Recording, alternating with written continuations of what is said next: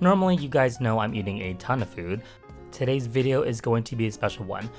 In today's video, we're going to be heading somewhere special. We are going to Universal Studios in Osaka. I wanted to show you guys where I'll be staying. Coming from Tokyo to Osaka, I am staying at the Art Hotel Osaka Bay Tower. The hotel is nice and most importantly, not too expensive. I think it spent about $50–$60 a night, and this is off-peak season.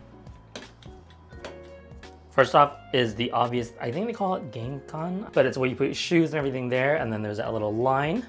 And then there's some indoor slippers over there. This is the closet with no door. Here is the bathroom, and the shower is over here, pretty nice size. There's also some hand soap that's included. You got towels, hairbrush, a razor, hair dryer, cups, ice bucket, and a hot water kettle. They gave some tea bags or some coffee. Oh, whoa, they're giving me 2 free water bottles for free. But let's move over to the bed. This is the most important thing. Look at this. This is quite large. And opposite of the bed, of course, is the TV, the entertainment of the night. Look at that view. And you can even see the cars driving. Amazing. I'm gonna go get ready, shower, unwind, and relax in bed. We'll get started in the morning with some USJ fun. I'm super excited! I woke up about 10 o'clock to head to USJ, and the cool thing that I realized about this hotel is the JR station is inside, so you can take the train straight to USJ from within. Getting to USJ couldn't be easier. You're gonna start at Bentencho Station, take the Osaka Loop line over to the Nishikujo Station. Once you get there, you're gonna transfer with the JR Yumasaki line, and then from there, it's 2 stops, and then you're at Universal City Station. When I got there, it was a little rainy, but it's all good because I saw Gongcha and I decided I'm gonna get some fruit tea to perk up myself.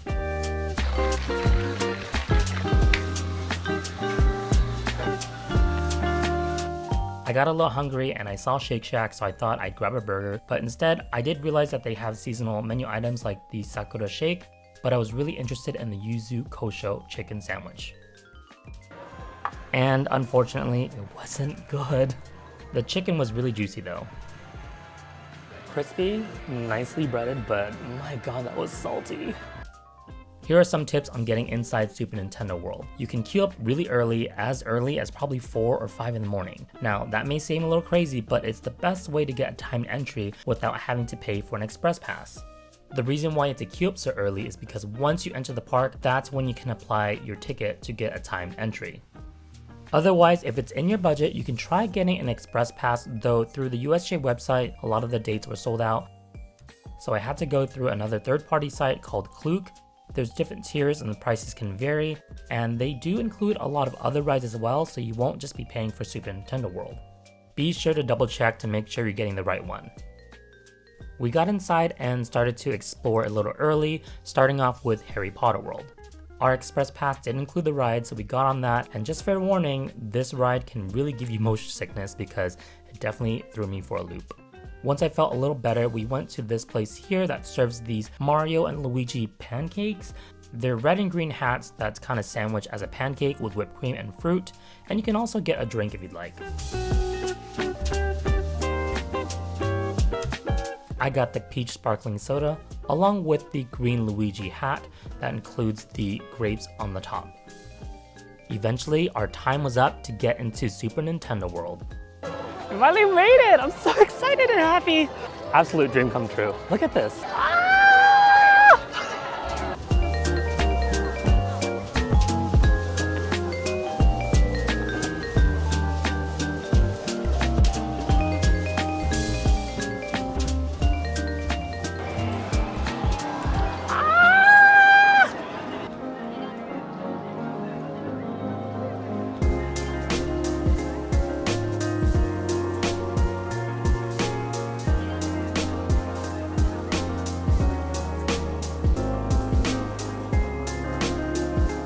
There are some cool elements to the park like the meet and greet with Mario and Luigi. You can also meet Princess Peach, which is by her castle. And there are just some fun mini games throughout the park. Keep in mind that you do need to purchase a power band to play these games. When you win all 5, you can play a bonus one at the end that includes Baby Bowser. Literally only one thing I want here, which is popcorn. 2 flavors, we're gonna get both. I cannot stress about how delicious the popcorn here is. They also sell these really cool popcorn buckets. I thought they're really cool, however they're really bulky, so I didn't want to carry them around. But there are two flavors to the popcorn. Both are very good in different ways, caramel peach and the mushroom cream. The caramel peach is more sweet, and you have the mushroom cream, which is more savory. Depending on your mood, get whatever you'd like, but I honestly think you should just get both. We had an express pass that included the Mario Kart ride, although you can queue in a physical line if you'd like. Sometimes the queue can be insane, but I do think it's worth to go on regardless because the aesthetics inside is just really amazing. This Bowser statue, the Bowser painting, you have the trophies, everything just looks so cool. I really wanted this piranha lamp, by the way. I'm a huge Super Mario fan and I've played all the games, Mario Tennis, Mario Party, obviously Mario Kart and Mario World, and it just goes on and on. Walking through this just gave me so much nostalgia of when I would play the games as a kid. I think the ride is cool and interactive, but keep in mind that if you have motion sickness, you may get nauseous off this ride. Once you're done, you can head downstairs. There's a meet and greet with Mario down there, and you can also dine at the restaurant. If you're gonna dine at the restaurant, try going after 2 or before 5 because it can get busy. There are several gift shops throughout the land, so you might want to explore and spend some time to look over the merch in case you want to buy something cool.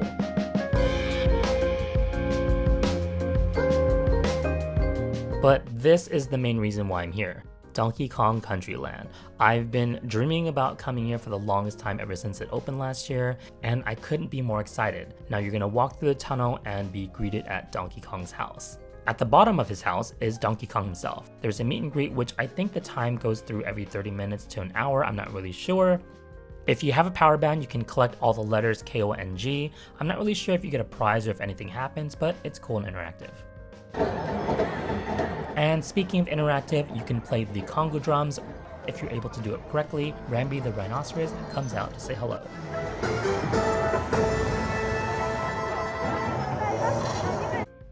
This is Minecart Madness, the only ride here at Donkey Kong Country Land.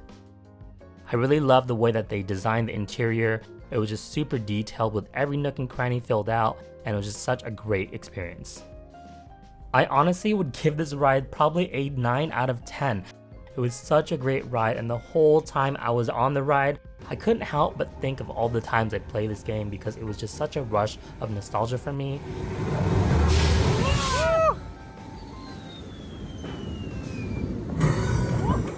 Me and my brother used to play these all the time, and to have a real live ride come to fruition is just so cool to me.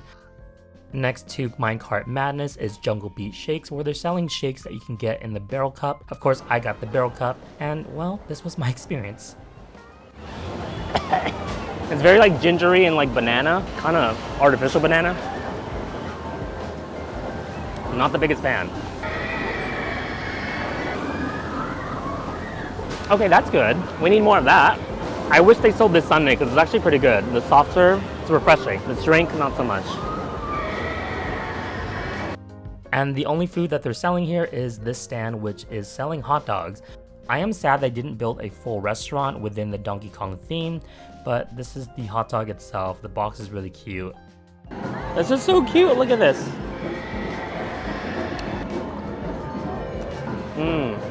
It doesn't taste very good, but the sausage had a nice snap to it. For $8, I don't know if I will get this again. There's not much to eat here, so you kind of have no choice. While you're here, you can buy some merch at Funky's Fly and Buy. They're selling little toys, figurines. There's a stuffed version of Donkey Kong, a Donkey Kong headband, as well as shirts and other merchandise.